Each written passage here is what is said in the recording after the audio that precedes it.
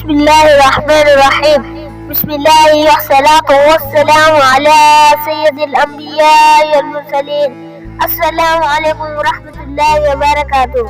پیارے ناظرین، میں آپ کو اپنے اسلامی گرین چینل پر خوش آمدید کہتا ہوں. میرے چینل کو لازمی سبسکرائب کریں تاکہ میری حوصلہ افزائی ہو. تو چلیے شروع کرتے ہیں آج کی ویڈیو. عورت کو کیا بنا دیا؟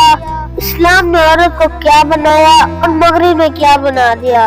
نمبر 1، اس مغربی تہذیب نے عورت کو اسٹیج پر گانا گانے کی اجازت دے دی، جبکہ خدا نے اسے اذان اور اقامت کرنے سے روک دیا تاکہ اس کی آواز کی نرمی اور غفلت سے محفوظ رکھا جا سکے.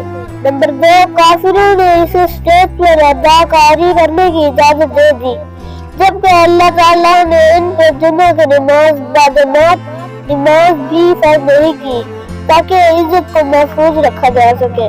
نمبر 3، بے شرموں نے عورت کو اولمپکس اور مقابلے کا چیمپئن بنایا، جبکہ اللہ تعالیٰ نے اسے صفا اور مروہ کے درمیان دوڑنے سے روک دیا تاکہ عصمت و حیا کو محفوظ رکھا جا سکے.